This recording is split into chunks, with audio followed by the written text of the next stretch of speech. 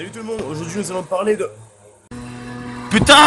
Salut tout le monde et bienvenue dans ce bilan consacré aux sorties du mois de février. Car oui, j'ai vu beaucoup trop de films pour faire une critique individuelle pour chacun d'entre eux.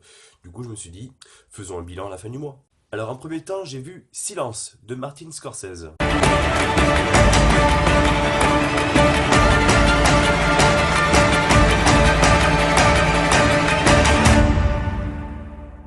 Je prie, mais je suis perdu.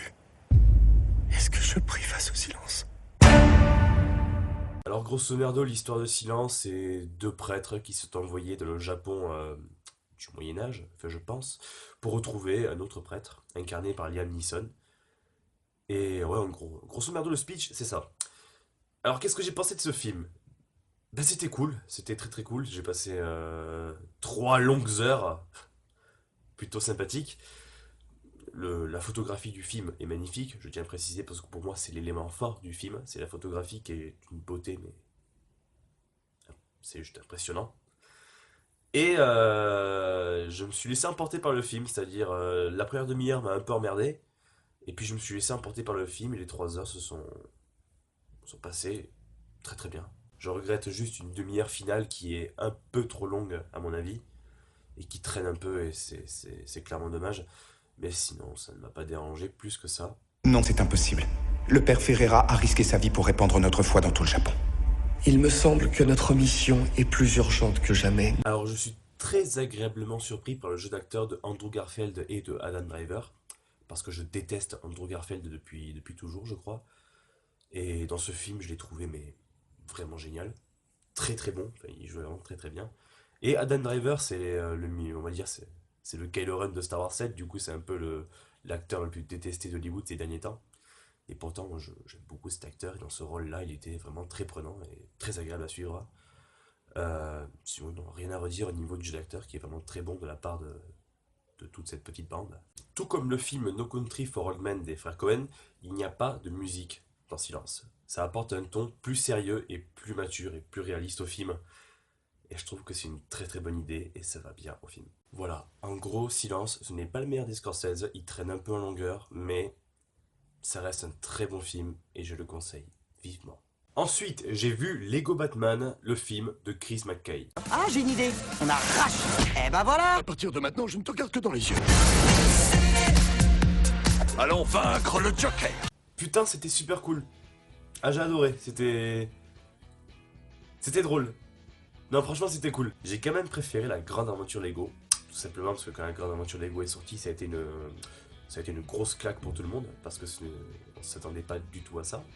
Et c'est un petit bijou d'animation. Et Lego Batman, c'est quand même un cran en dessous. Déjà, il n'y a pas la relation humain-Lego. Il y a juste des Lego qui sont dans une situation. C'est Superman, mon pire ennemi. C'est pas un méchant, Superman. Ouais, je dois avouer qu'en ce moment, je n'ai pas de méchant. Alors, je me bagarre de ci, de là contre ce que je trouve. Parce que j'aime bien bagarrer. Et là, c'est la fête aux références. Là, il y a des références à tout va, de partout, de tous qui sortent de partout. Et c'était génial. Moi, je kiffe ce genre de film d'animation et j'en redemanderai tout le temps. Mais vraiment tout le temps. Et je suis impatient de voir ce que Lego va nous offrir par la suite encore en animation. Lego Batman, le film a été descendu par beaucoup de gens. Tant pis. Je peux comprendre que les gens n'aient pas aimé ce film. Moi, je l'ai adoré. Je l'ai adoré et je le conseille. Je le conseille vraiment beaucoup. Foncez voir ce film. Ensuite, j'ai vu 50 nuances plus sombres de James Foley.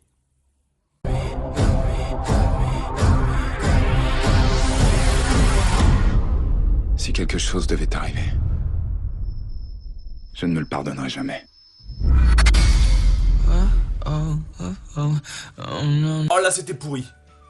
Oh, c'était de la merde. Oh, c'était pourri du cul. Ah, faut plus jamais faire ça. Ah non. Ah putain, pitié, non. C'était mal écrit, mal joué, c'était débile, c'était complètement con. C'était le film le plus naze que j'ai vu depuis très très longtemps. Et putain, qu'est-ce qu'il était difficile de faire pire que le premier. Je n'ai plus rien à dire. Si vous voulez voir un vrai film qui parle de cul, vous n'avez qu'à voir Nymphomaniac de Lars von Trier. Ou South Park. Ensuite, j'ai vu Rock'n'Roll de Guillaume Canet. Oh putain, Guillaume. Mais pourquoi t'as fait ça?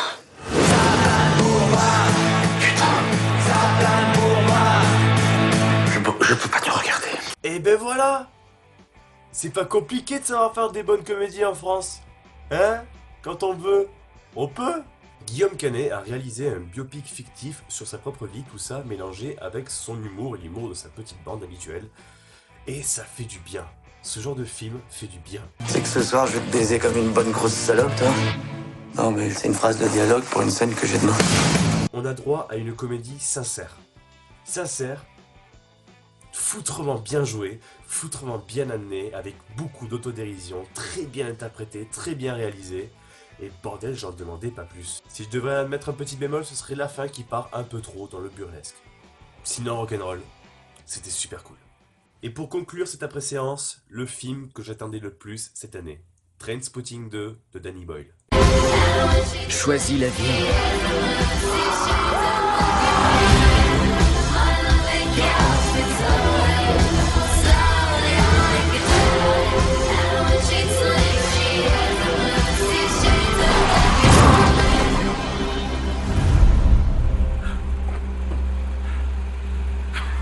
Ma relation avec Trainspotting 2 est vraiment étrange, car Trainspotting 1 fait partie de mes films préférés et rentre facilement dans le top 5.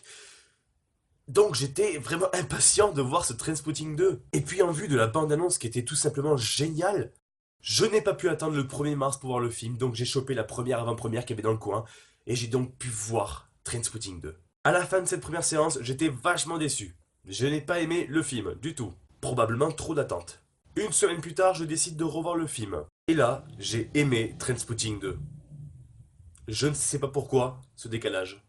Mais, au second visionnage, j'ai adoré le film. Choisis la vie. Choisis Facebook, Twitter, Instagram, en espérant que quelqu'un, quelque part, en ait quelque chose à foutre. Tu m'as manqué, Marc. Toi aussi, Spud. L'histoire est très simple. Ranton décide de retourner dans sa ville natale 20 ans après les événements du premier film, de retrouver ses anciens amis, de faire la paix et de se refoutre dans la merde. Dans le premier film, les personnages sont présentés dans leur situation et dans leur quotidien merdique. Dans le second film, les personnages sont présentés plus en profondeur et de manière plus personnelle. Ce qui les rend vachement attachants, même un peu plus que dans le premier film, j'ai envie de dire. La mise en scène, comme toujours chez Danny Boyle, est tout simplement excellente. Et ça fait vraiment plaisir de retrouver le casting original du premier film. La BO, j'ai pas grand chose à dire dessus. Celle du premier film était vraiment super cool, celle du second un peu moins. Mais ça reste vraiment acceptable. Et le final du film est tout simplement super. Pour conclure, Trainspotting 2 est un très bon film. Très inférieur à son aîné, mais qui reste quand même une très bonne suite, très plaisante à regarder.